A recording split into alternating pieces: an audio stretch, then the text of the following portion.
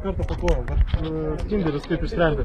Čirką duokit, bandykit permest. Jeigu jau priartėjat, jis jau eina pakovą. Dabar centre norisi, kad dar arčiau. Tai yra, neduotumėt jiems priimtis. Tik eina prie jo kamuolys iš karto čia, šalia.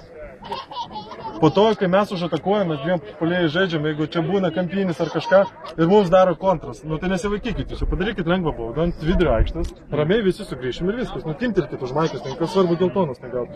Nes mes bėgam, ten perimam vargais negalais. Tai nesikankinkit, lengvą baudą padarykit, taktinę tokį ir viskas.